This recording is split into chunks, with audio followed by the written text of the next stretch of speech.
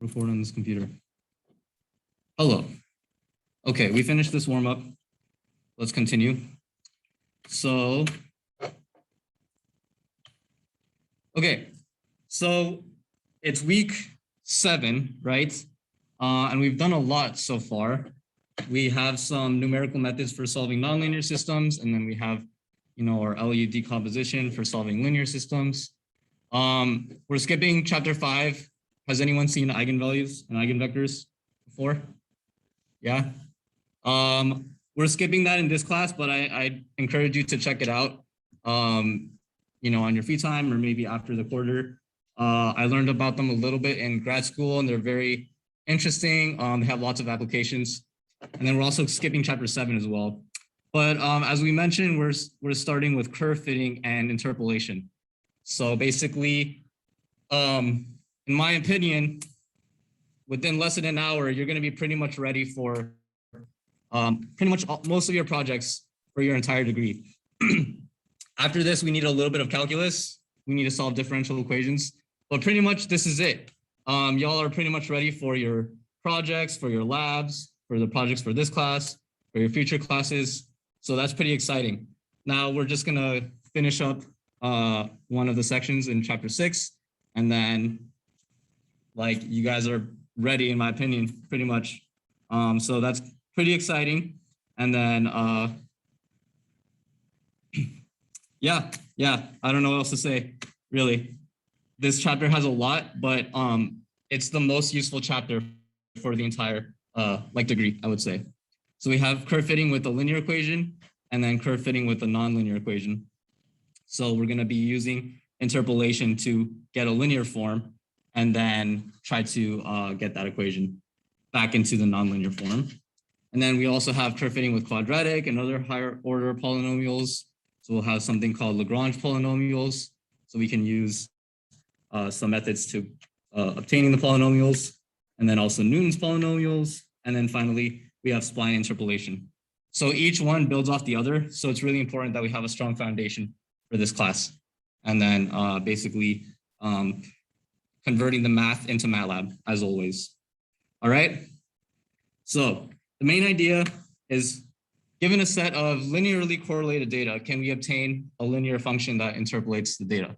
So that's called curve fitting. So we're going to start simple. We have y equals mx plus b. And then if we have a set of non-linear linear data, can we linearize it so that we can repeat the previous step? So we have linearization going into curve fitting. And then third, given a set of data, can we obtain a polynomial function and interpolates this data? So what's a polynomial?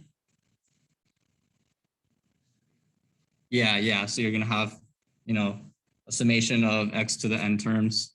And then using polynomial functions, can we interpolate the lines in between data points? So that's called spline interpolation. So yeah, again, this is pretty exciting too, because that can be, if you're interested in computer graphics, for example, you can draw figures and stuff, right? So curve fitting.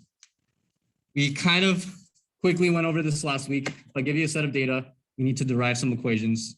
And so what better way to do this than to just kind of do an example and do it ourselves.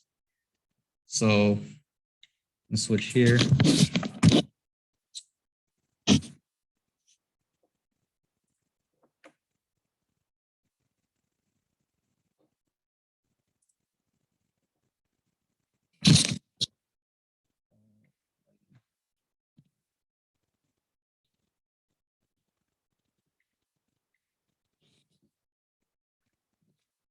Okay.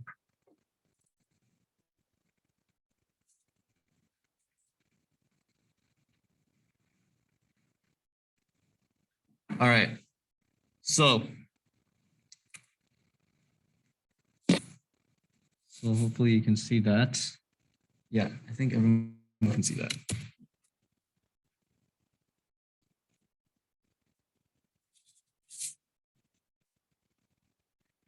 All right, so go ahead and copy down this data. So we have nitrate concentration. So this is my actual data. Basically, I do water research, right? So I have the nitrate concentration in millimolar from 0 to 2, and then I measured the absorbance. So we would need to make a calibration curve. So the goal is to make a calibration curve. So this is useful for your other labs. So who can tell me what is a calibration curve? Yeah. Yeah, exactly. So, you know, the instrument measures absorbance. It doesn't know what concentration is, but it can measure the absorbance of the light, right? And then do we have a correlation that correlates absorbance and concentration? Yeah, Beer's law, good. Beer's law, so what is Beer's law?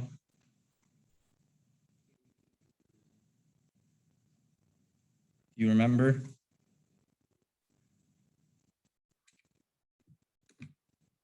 Yeah, epsilon.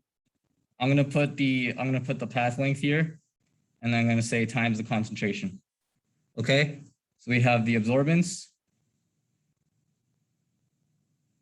We have the absorbance, and then we have the concentration. So our goal is to calculate this, which is going to end up being our slope. So this is going to be a linearly correlated data set. Okay. Okay, I think mostly everyone's in. Mostly everyone's in the Zoom. And then hopefully you guys can see that too. I think you guys can see that. Yeah. Great. So you copy down this data, and then we want to do the math first, as usual. Get the math, get the equations, and then convert that onto MATLAB. And then once we do it for linear functions, we can do it for any function. So what we're going to use is, someone mentioned it earlier today, linear least squares regression. Linear least squares regression. Okay, so we're going to have our data set, and we want to minimize this multivariable function. So we have E. You can think of E as kind of like error. So E is a function. It's a multivariable function. So it's a function of what?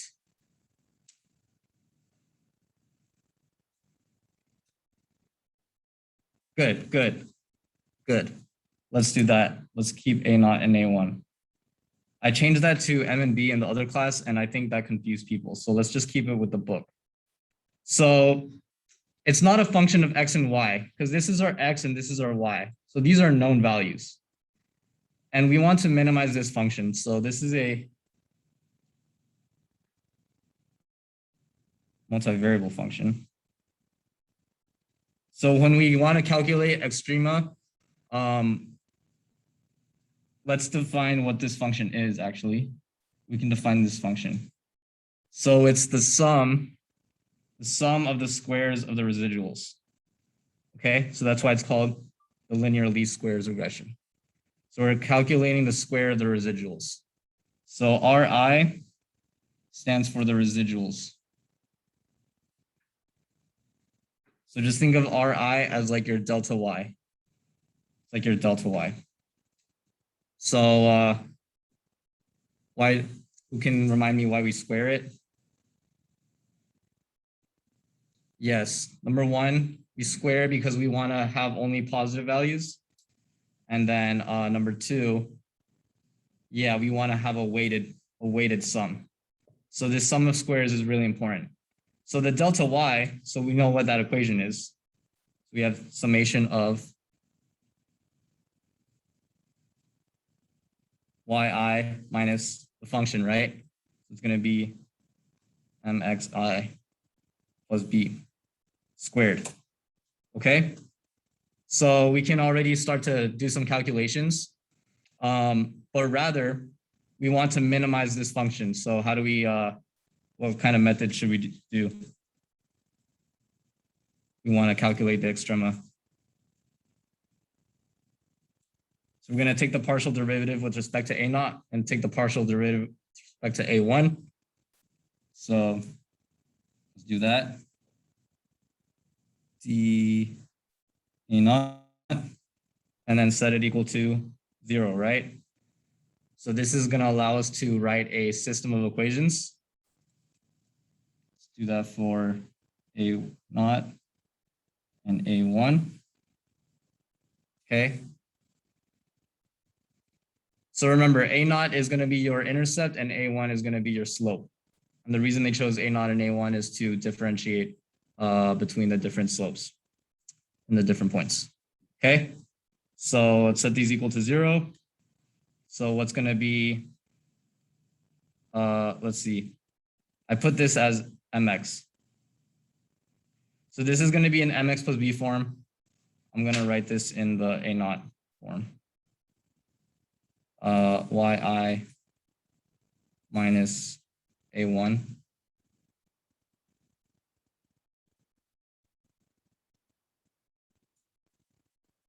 Okay, so you know, for the lab or for the homework, we might get a little confused with the A naughts and the A1s. But again, just think that A1 is your slope and A naught is your intercept. Let me write that down. Let's write this down because that's like the most confusing part. A1, think of it as your slope. And then A naught is your intercept, y-intercept. Right? Do we agree? Pretty much good, right? So if I differentiate that, let's do A naught first. So what would I get? Remember your calculus. So this one we just, you know, bring down the 2. It's going to be something like that. Yi minus A1 xi plus A naught. Okay. And then the other one, now we treat everything else constant. We're going to differentiate with respect to A1. So we need the chain rule now. So we bring down the 2, keep everything else constant. And then we multiply by xi, right? Pretty much good. So the calculus isn't, you're not going to be tested on the calculus, but the calculus, I want to do this so that we understand what the equations mean. Okay. And so we can do some little clever tricks. So let summation of xi times A naught from I equals 1 to n. So remember, summation just means sum, right? We're just adding up all the terms. So in this case, we're just going to say that there's n number of terms. N number of terms. So this isn't really anything fancy. This is just, it's going to save a lot of time with the notation. And then similarly, we can say the summation of all the x terms is going to be Sx. So what does this equation mean? If I give you all the x terms, it just means add them up, right? So we understand that? We're just simply adding up all the x terms. Add up all the x terms. So now I'm just going to define some other stuff. Xi, yi, Sxy.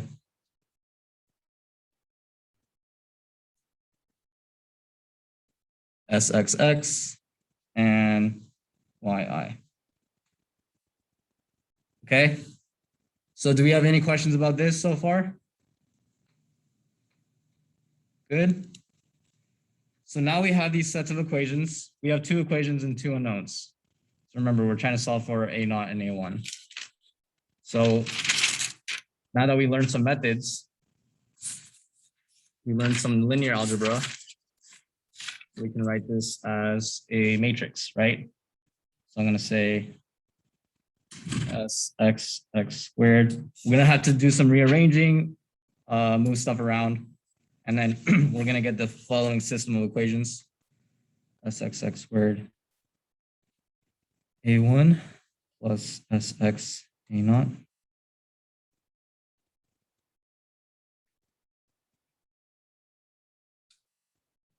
So if you're curious about the math, we can surely talk about it during the lab. A1. B is your A0. A0, sorry. And that's SY. Okay, so do we see how this is a system of equations? So then how do we solve that? Now we know a bunch of methods to solve this system, right?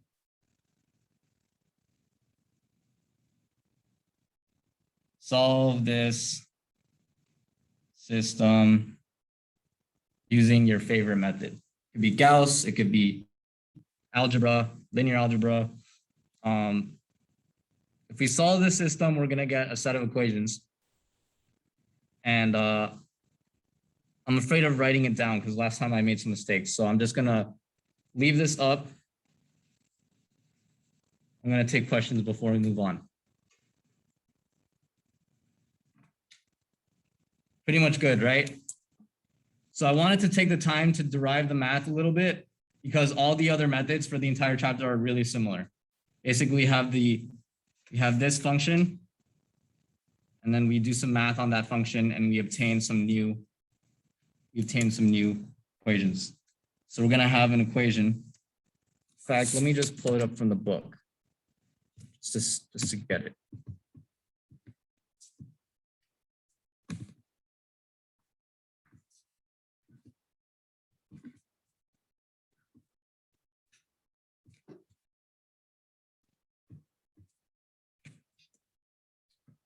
So we're gonna have some function f of x equals a1x plus a0, right?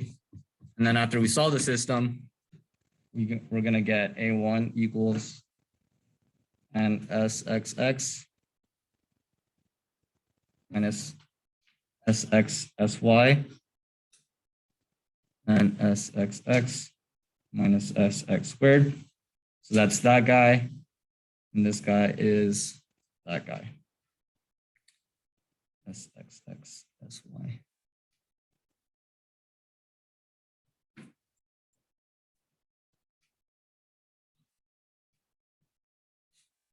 Okay. So we have those two equations. Any questions about that? So the first step is the math. Now the second step is, of course, to do it on MATLAB. We would just want to write down these equations on MATLAB. All right. So let's move to MATLAB.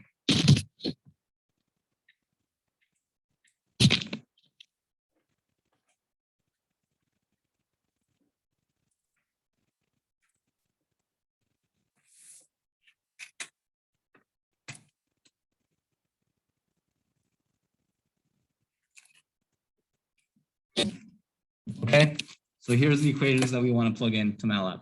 And then I'm going to plug in the data as well. So first step is to copy the data. I'm going to skip that step and then just jump directly into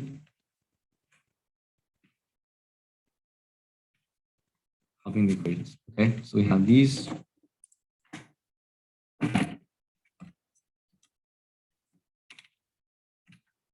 Okay, I'm gonna save this. Week 7. Friday.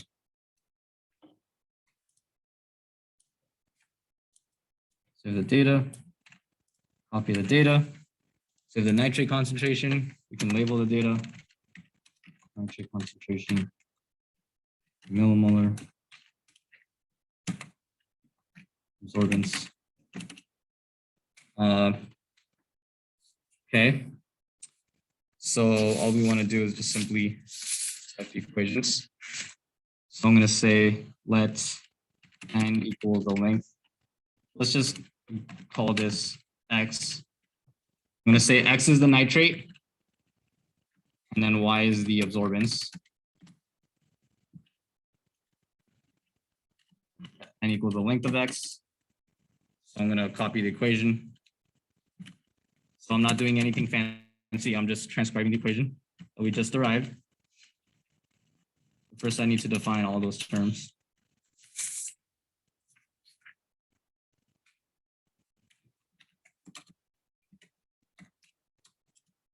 So again, do we understand what this function does? Very useful, right?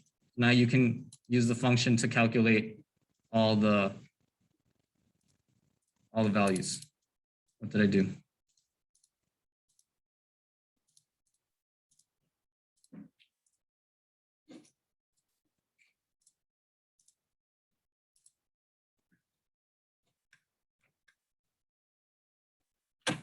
Line 13, because I didn't finish.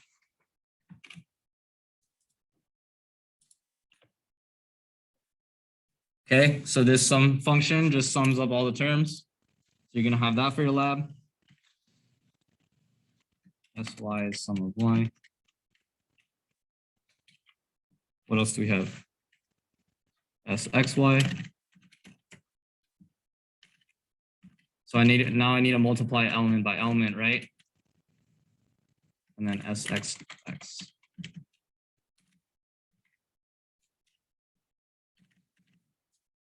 So remember the element by element stuff. So because these are vectors, so I need to get all those terms. Okay. And then we just define the values.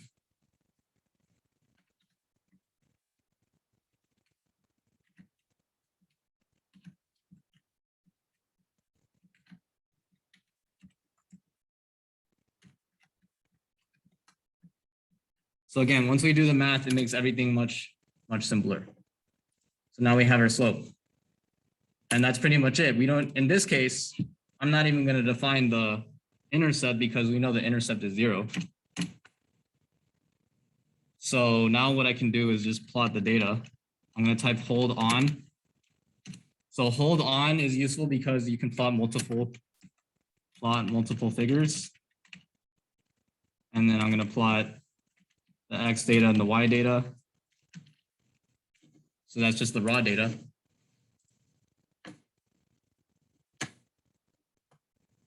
Okay, so that's what my data looks like.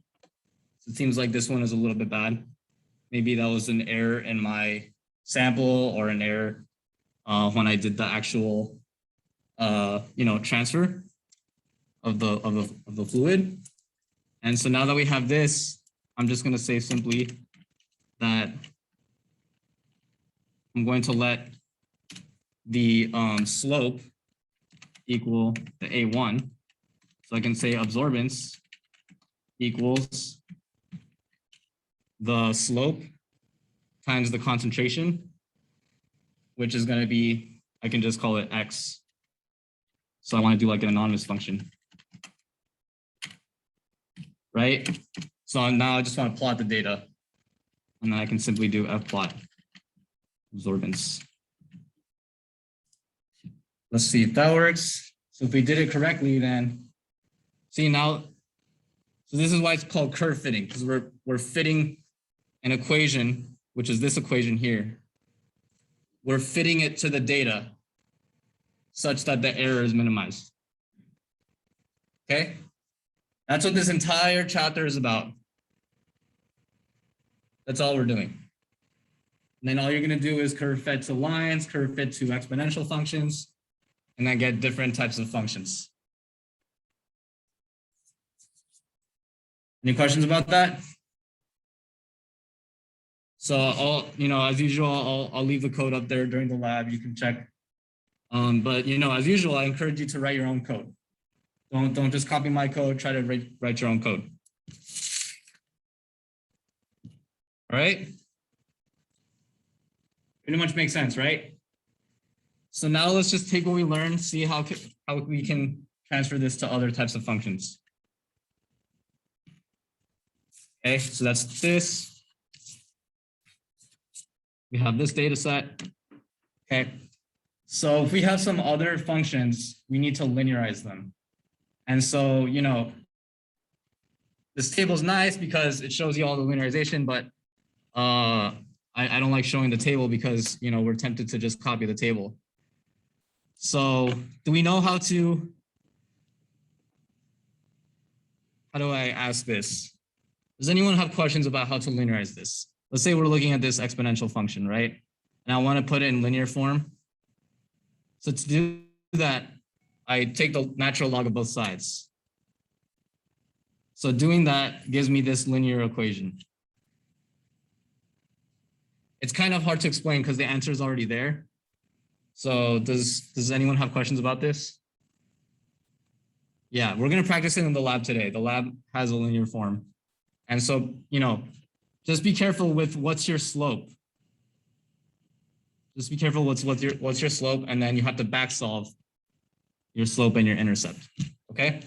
So let me make this really clear. Let's say you have this function, and then you have the data for that function. The first step is to linearize it and put it in this form. But then the second step is to back solve back into the exponential form. Okay? So the first step is to linearize, and the second step is to solve it again back into exponential form. So I think that might be why some people didn't get credit on the homework last week, because you didn't quite back solve into the second form again. All right? Any questions? Can we use a combination of those nonlinear equations from that table for some larger nonlinear equations? Can we use a combination of those nonlinear equations from that table for some larger nonlinear equations? I'm not sure I quite understand your question, but typically if you have a larger nonlinear equation, then that's going to be Lagrange polynomials, which we'll talk about next. Otherwise, you want to use these for like simple functions, small equations. The next step is going to be hopefully answering your question, which is going to be Lagrange polynomials. So if I don't answer your question, then please follow up. So again, look, now we're doing curve fitting with quadratic higher order polynomials, right? All right. So we have some larger functions. First degree is just going to be a line. Second degree is going to be curvy, and then it just gets more and more curvy and wavy. And so the higher the order, the more complicated the equation becomes.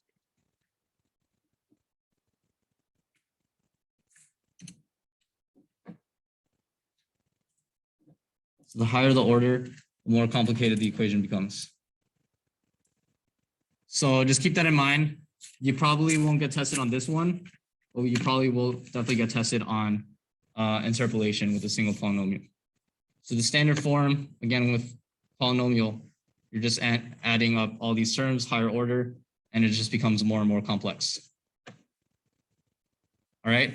So for instance, a first degree polynomial would have 2 points, and then a second degree polynomial has 3 points. You're adding one more.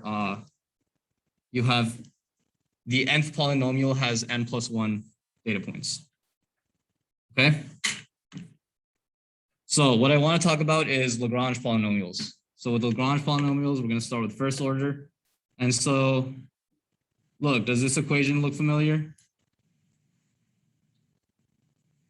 It's very similar to the linear interpolation from the warm-up. So you know your data points, x2 and x1, and your y1. These are your known data points. And then you want to interpolate in between that point. So for first order, you just have a simple function. For second order, it's going to get significantly more complex. Okay, so now you have much more data points, much more things to calculate. I think that was your homework as well. And then finally, you have the general form. So let's talk about what this equation means. So again, you have your jth terms. These are your known values. So what does this mean again? The whole thing? Yeah, summation. sum. So sum just means add, right? That's a plus. And then what is this? What is this guy? So that's P, that's a pi. So it chose P for pi. So that stands for product. So you're going to multiply. Multiply. So first you're multiplying all the terms, and then you're adding it with respect to that y value. Okay? So these guys. It's called the Lagrange functions. So the main thing is to calculate the Lagrange functions, because now the next step is using the Lagrange functions for your spline interpolation. Now it gets significantly more and more tricky. So linear splines, you're just having all your data sets, and then you're just connecting the dots. Literally, you're just connecting the dots. So you're using the Lagrange functions. You're just connecting all those dots with those lines. Okay. But for quadratic splines, you're still connecting the dots. So the name of the game is still the same, but now you're adding some more curvature and then hopefully making that more accurate. So the name of the game is to try to obtain the polynomials in between those data sets. You have F1, F2, Fi, all the way up to Fn. Okay. And then finally, to get even more complex, you're gonna have cubic splines. So cubic splines, we have the general form for the cubic equation.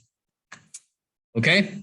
So I encourage you to check this out this weekend, because you're probably gonna get tested on this, or you'll have like homework on this probably at some point. All right. That's pretty much it. Any questions?